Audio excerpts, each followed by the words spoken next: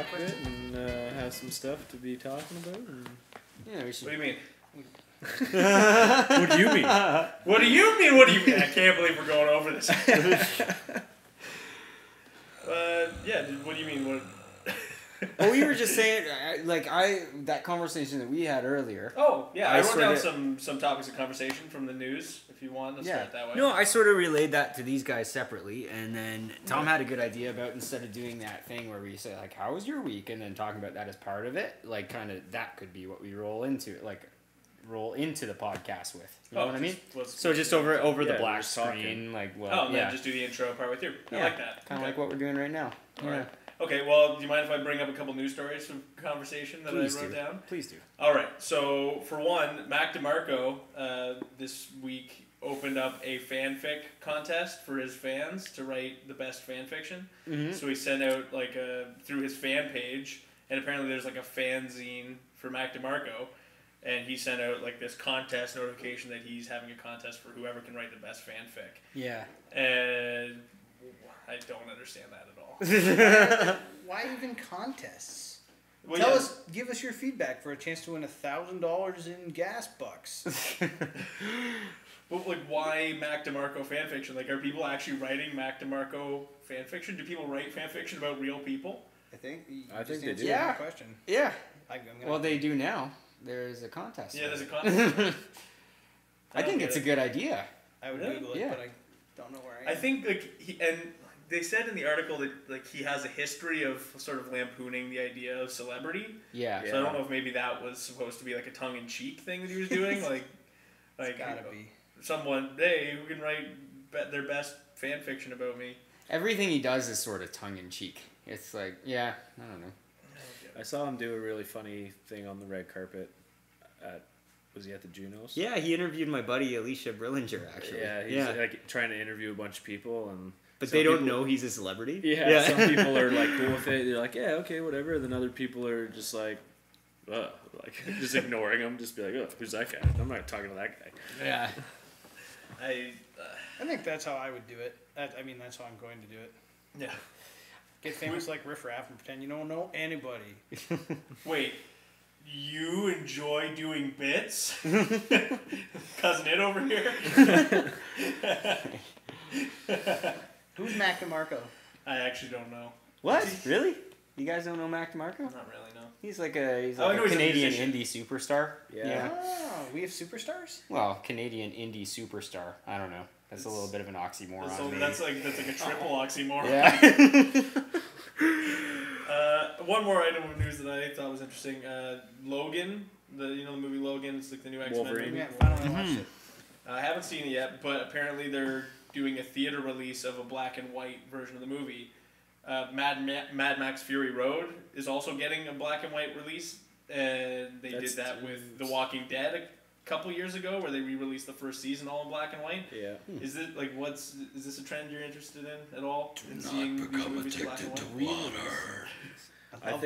I think the Fury Road would be cool in black and white. Yeah, I think it would be really cool. I thought that was a good movie. I thought it was really fun. Oh, it's one of my favorite movies of the last 5 years. Yeah, it was a lot of fun. I rewatched it recently. I love Charlize Theron.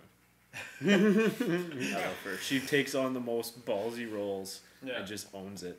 I love that Tom Hardy says almost nothing in that entire film. Yeah. It's pretty astounding that he can portray a character that everyone recognizes as Mel Gibson. No one thinks of anything other than Mel Gibson when they hear that role. Still, I don't think of Tom Hardy when I think of Mad Max, but I don't blink at all when I watch that movie. There's Mad Max. There's Max Rokitansky. That's him. Yeah. I think part of it might be because he says so little. If he had a lot to say, then I might have not believed it as much. But I don't know. I think he's still a character though. Tom Hardy is a fantastic actor. Oh yeah. When I watched, it is called Bronson, right? Yep. Bronson, yeah. It's a good one. The British convict. He's almost like that. What I like about Tom Hardy is some of his bigger roles. He's almost not recognizable from the other roles you know him from. Yeah. Yeah, that's when I saw him in Bane, I was just like, "Who is this guy?" Mm-hmm. And then I found out it was Tom Hardy. I'm like, "That was Tom Hardy." Yeah. No way. He's jacked. Yeah. When did he get so jacked? don't even know what I knew him from before that. What was his big breakout? He's role? in Inception. He's in. Yep, he is in Inception. I think that's where all sorts of stuff. where I first If saw you him. start going back through movies, it's like, oh, there's Tom Hardy. Oh yeah, like I think he's in that really bad Guy Ritchie movie too. Rock and Rolla. Oh yeah, I didn't watch that one. Yeah, no, I watched the first 5 minutes of it. And I was like, no, no, thank you. I don't know anything about Tom Hardy. But going back to it, I just want to talk about how I met Hugh Jackman once. Cool. You did? Yeah. That's awesome. I was an extra in XMen 4, Days of Future Past. And oh, right, you told me about that. yeah, and that was like I never thought of myself as a guy that would like fangirl over celebrities. Like I met quite a few of them just throughout my life, but when I met Hugh Jackman, and I have like that's the only time I've really acted. Like on screen anyway, just as an extra. So you guys tell I'm smiling like an idiot under here. Are you? Show it a little bit. Just peel the curtains. Yeah. So and Jennifer Lawrence was there. Peter Dinklage. I didn't get to meet X-Men. Peter Dinklage, but I was in the same scene as him. And yeah. So and I have a whole new appreciation for screen acting because it's like I always thought like all these guys get paid millions of dollars to just show up and be pretty, and I didn't really think of it as being a lot of work, but. We filmed X-Men. I guess all these blockbuster hits that are from California, they film them in Canada, in Montreal or Vancouver because labor's cheaper, right? Yeah. And there's been a bunch in Hamilton. Breaks. Yeah. There's been a bunch in like Hulk was done in Hamilton. Yeah. There's a whole post scene developing in Vancouver over it. Oh yeah. Like a good one. I mean, not that the Toronto scene's bad. Yeah.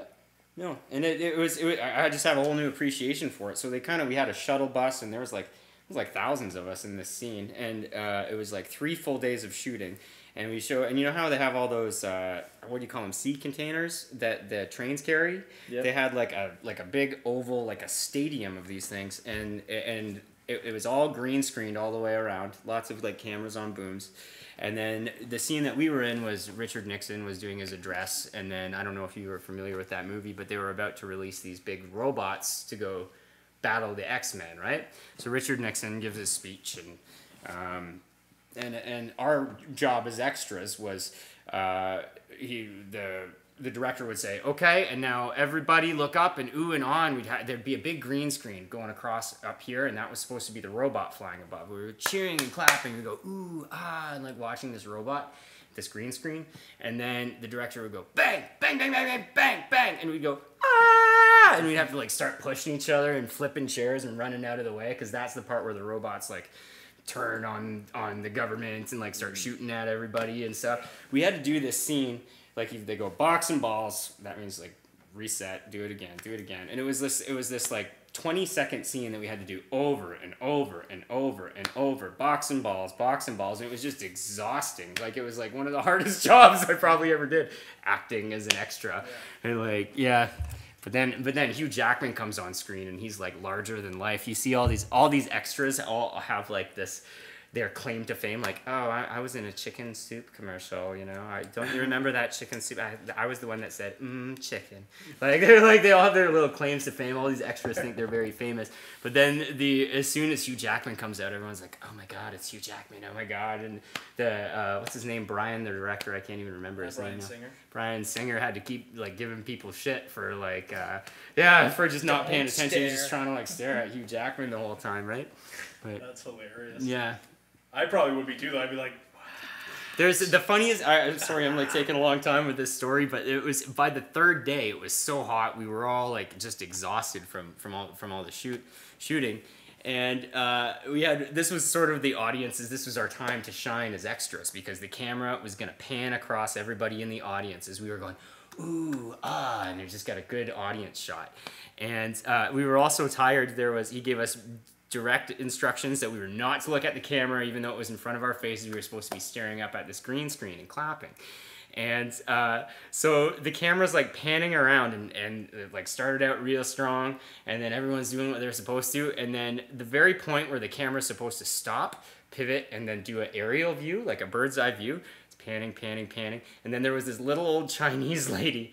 Everyone's ooh ah, I guess the Chinese lady like snoring, and it pans up, and the guy next to her just nudges her, and she goes huh, looks directly in the camera, stares straight up at it, and follows it straight up to this. And Brian Singer loses his mind, and he goes, "Do you know how much money that just cost me?" He shuts it all down, physically comes down, makes everybody sit down except for this Chinese lady, and just reams her out. But so he's like, mate, don't do that again. Like, you wrecked it for everybody. And then they did the shoot again, and she must have missed the instructions, or she doesn't understand English very well. She did the same thing. She's staring at the camera, and then she just got thrown off the set, and he was just irate. But yeah, like, it's really intense when you're right, you know? Oh yeah, man. Every one of those shots costs them so much money. Yeah. That thing's just insane. Well, you're paying, like, there's probably 1,000 extras there that are each making $15 an hour. If you have to reset the thing twice, and it takes, like, say it takes 45 minutes to get that shot, that's a lot of money. Not to mention everybody else, his crew. Yeah, and the totally. toys and Those people don't go off the clock just because they're not being used. Those people, if they're on, they're on. That's why filmmaking costs so much, because everyone's constantly getting paid. Like, Yeah. oh man, it's wild. All right, welcome to the Cahootcast, the podcast where the four of us get together and get off topics about art and culture. I just messed that up, but it's fine. I'm get the Dylan. idea. I'm Bacon. We're gonna unionize. My name's Anthony Kiedis. I want a day rate. Tom. You said day rate? Day rate. Okay, good. I want to go enunciate. Yeah. You get 51%. Wait, are you gonna cut the whole? No, leave some of the hair in. Oh, that's all going in there. Okay, good, because For sure. I'm not don't gonna- want to suffocate for nothing.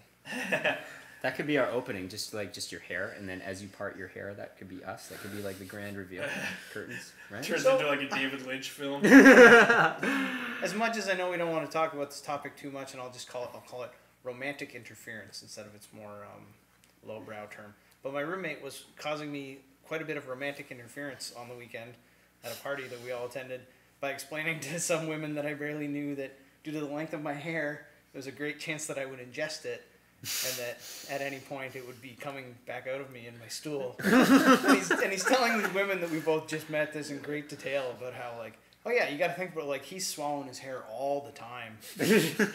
Just like, he was grossing me out at the end. That is super gross. No one won in that. disgusting. I don't know why men have to be like that. Like, if I can't have her, the whole building's going down.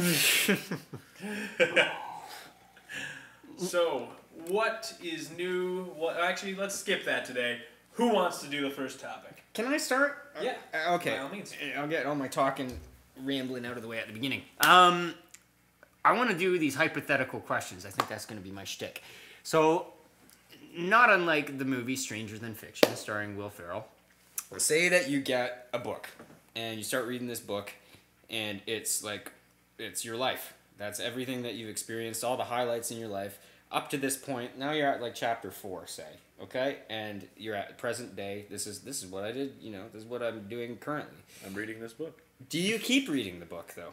Do you keep reading the book knowing that nothing you will do will change the outcome of what's written?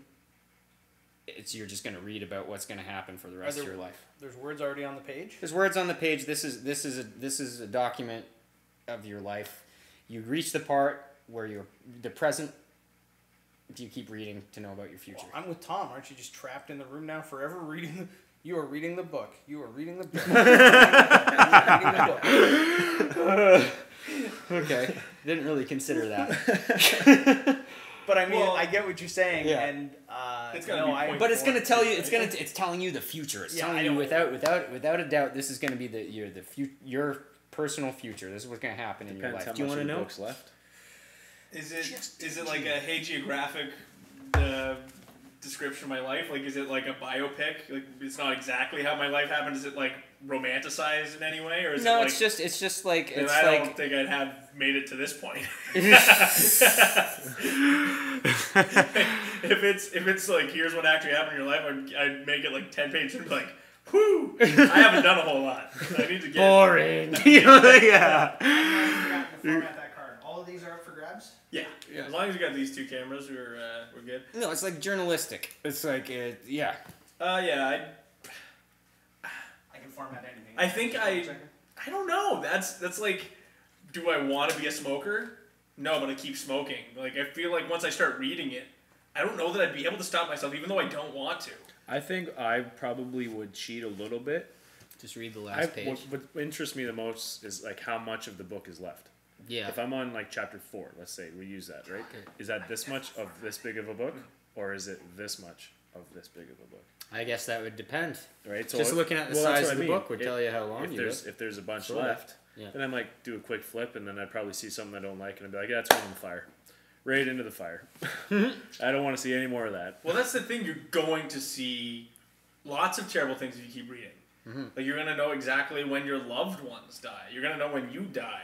You're going to know whether your relationships work out, whether you lose your job, whether you... Those are all terrible things. So what about all the good things that you...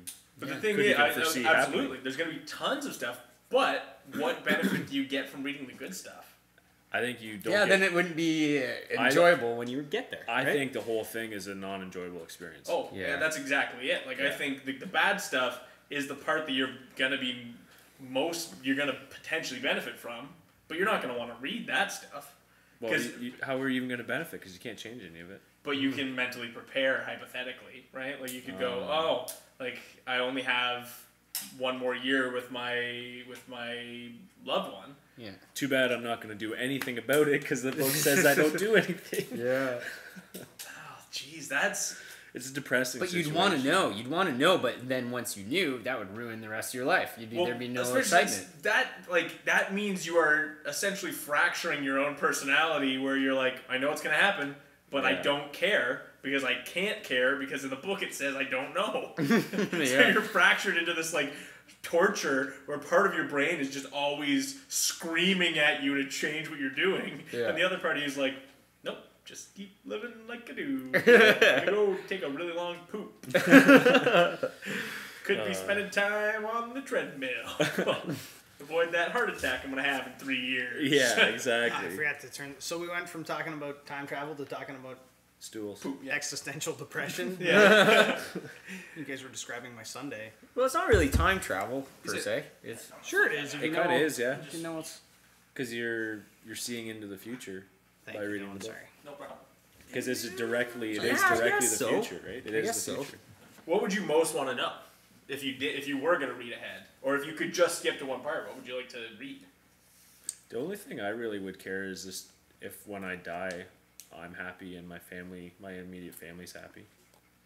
So if you could get if you could do like a fun Control F search Yeah. document and be and look for like a keyword. Happy ending. Yeah. No, skip that one. Skip that one. This page is not available on this Google free. Yeah, exactly. at least you could look up what genre it is. If it could be like if it's like a comedy or a tragedy or a finance book, then Erotic I'd be fan interested fiction. in knowing that maybe. Erotic Yeah. Elijah Wood fan fiction. What? I thought this is about my life. But then again, if It's everybody just says, called Twilight. but if everybody says like, no, I wouldn't want to read it. But here's part B. Then would you guys have any interest or desire in going to visit a psychic? I'd spend I most of don't my life with believe Taylor in Lautner. psychics. Okay. I would enjoy the experience of doing it because I also don't believe in them. So I think it would be funny to have them try and convince me that this is happening. Okay. I'd participate. Well, it's an amazing skill being able to cold read someone like that and be able to do like a psychic reading is an amazing skill, and I would enjoy sitting down to get that. But I think the whole time I'd probably just make them angry and they would be mad at me. Yeah. They'd be like, This yeah, is well, bullshit. you could have figured that out by looking at me because I'm doing this or because I'm of this age. It's likely that I'm that way, and if I wasn't, you said it in such a way that you could spin it to say something else. Like, I'd be tearing them apart the entire time. So Which is why that prompted me to immediately say, and I kind of felt that you were going there, I think, because yes, that's what a lot of people would be inclined to do. The only way you can get anything from a situation like that, and I think some psychics will even tell you this, is you need to commit yourself to the fact that what they're telling you is true or at least useful. Yeah, you have to play along. Because if you're going to try and interfere in whatever magic is going on there, be it interpersonal or and there is, like you're saying, extra a certain element of magic to it, right? Because they're telling you what you can't see in yourself. yeah, They don't know your future, but they can tell you. I've talked to a lot of people. A lot of them this stuff resonated with them when I said these things to them. and like they're drawing out what you want to hear or Sort of. what you I had you're afraid to hear. I had a Reiki treatment once. It scared the shit out of me, actually. What's that? A Reiki treatment? You have They different. Just hit you with a Reiki. Yeah. No, that you have different. This is a regular treatment, but I got real Reiki. No, you have different chakras. I have another story. Can I just launch into it? Okay, yeah. So I was really a little bit apprehensive about it. I thought it was kind of hokey pokey. I just didn't really believe it. So I ended up going to this treatment. You lay on a table, and they're playing all these like binaural beats and all these sort of like sounds of the wolves and nature and all this stuff. And I was just laying on the table, and she's like, "Okay, now try and like calm down. I'm gonna just read your chakras." So I was like, "Okay." So I didn't even know what to expect, what this thing was all about. So I'm just laying there, and she's holding her hands. It's just I have to be silent. She's just holding her hands above my head, and she's like, "Okay, now just try and draw an infinity sign." And I can just feel her hands over my face, and my eyes are closed. And I'm thinking for a second. I'm like, I didn't say anything. I'm like, I can't remember what an infinity sign looks like. But that's my thought. Without saying that, she goes, "Oh, it's just like a figure 8 on its side." I was like, okay. So I started like drawing this figure 8 on its. Or no, I started drawing a figure 8, and she's like, no, it's on its side. Flip it. I'm like, okay. So I flipped it. And then I have a very busy mind, so I'm drawing this figure 8, and then this is how my thoughts go too. It gets bigger and bigger, and it like goes out of control, and then it just disappears. She's like, "Whoa!" I'm not telling her this. She just goes, "Slow down, just slow down." I'm like, okay. So I like now I'm sort of like interested, right?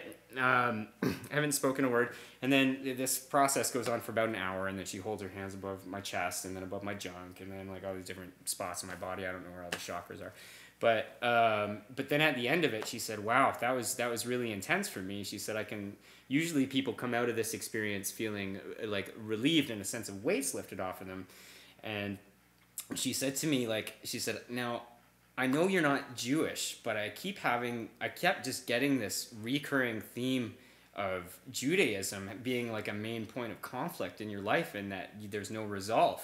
And I was like, "Holy shit!" And I almost like started just like just bawling, because it was at a point in my life when my family joined this. They were well intentioned, but they joined this. We were grafted in Gentiles. We joined this Jewish cult as a bunch of non-Jews, and stopped practicing Halloween and Christmas, and started doing Sukkot and Yom Kippur and Hanukkah and all these things.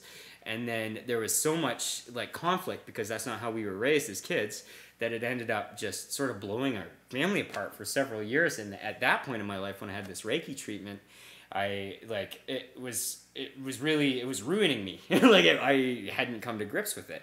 So that was just a really bizarre experience for me. So I'm trying to be more open to the idea of people being able to, tap into something that our human consciousness, is a little bit less in tune with. But I'm open to the idea of it for sure. Yeah.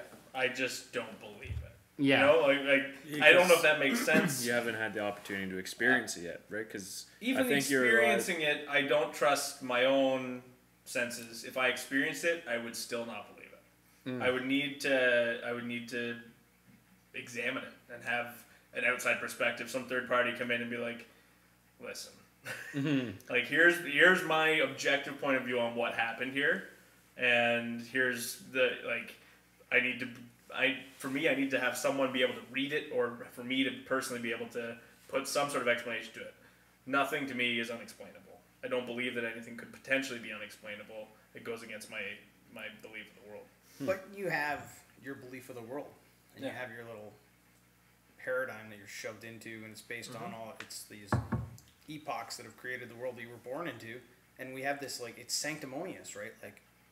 And these are different for everybody, and they relate to offense and things that we've talked about in the past. But imagine you woke up tomorrow, and the world of horse and buggy and Edwardian farms that you knew is suddenly a concrete wasteland, and everybody's got these weird things buzzing on their face, and a bunch of people have weird other strange bright colors and strange bright hair, and everybody talks a lot faster than you, and nobody followed you. Yeah. Nobody will answer you, and everybody just keeps staring at their strange little addictive stone tablet thing, and you're just losing your mind because it's to you it's 1820, Yeah, what just happened? Yeah. Mhm. So like, yeah, trying to put our mind space into the idea of the supernatural is the same as trying to put our mind space in like far-fetched and unimaginable technology. It's just like, There's things that we can't possibly understand as people. Like how a dog looks at us and gets confused. There must be something. Like we're not. Yeah. Like, Oh, yeah. totally. Yeah, I think there's that's like absolutely true. But I think that's why I don't believe that there's any sort of magic. I believe that if there is something like that, it can be explained.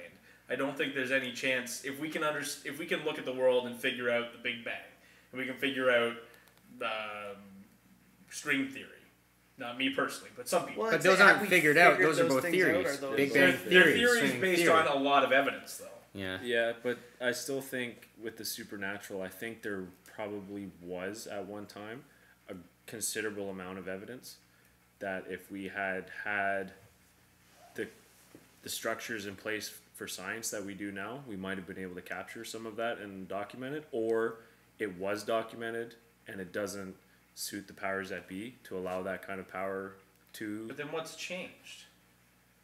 And I don't say that as like I'm not trying to shoot holes in your theory, but what, like, I'm legitimately curious. What's changed that makes Well, that if stuff? a dime store psychic is not a threat to the Illuminati, if they are placed in the realm of dime store psychic, Yeah, if it's unbelievable, then you're never going to tap into any potential power that could be there because it's unbelievable. No, I have my like hackles a go up whenever something is like a grand scheme, though. And maybe that's. I mean, there must be some grand schemes out there, I'm sure, but that takes a lot of effort for someone to Not make really. something that trite. Not really. Hey, look over there. Well, this is happening over here. and it doesn't have to be It's a not grand that hard. scheme. We love to, at least, big budget- Theatricize. Yeah. Yeah. Theater loves to go there for sure. It's always, Zeus meddling in the life of some unknown son.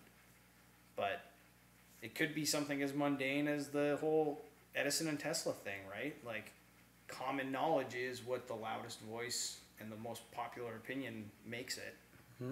And so, if you have this guy with crazy ideas with a bad English accent, you can vilify him and you can railroad him out of town by saying his stuff is crazy. What And about then those ideas kind of get abandoned, and only now, and still, people sound like nuts if you talk to somebody at the bar and they start spouting off about Warncliffe Towers. You're Like David Icke kind of style. Like, it's yeah. like, did you know that the Egyptians probably had electricity, man? And then you're just like, whoa. yeah, like I don't know. What about something Egyptians like? probably had electricity, man. Let's bring this back into something a little bit more Yeah. mainstream. Like, what about aliens? Yeah. Do I think they Let's visited? comment, guys. Let's comment they've right totally. down. No, What about do aliens? not. Oh, Do something's happening. they exist? Yes. And if so, then why is mainstream media perpetrate that they don't exist? I think most people do think they believe it. I think I- people I have a good believe answer. it, but where's the evidence that? Why is there not Well, I- mass? So there's appeal of not. So evidence? there's I think not it's- mass hysteria because people can't fathom like what would happen, and they'd be I'm forever the skeptic. I don't believe that aliens visit us. If they have, really.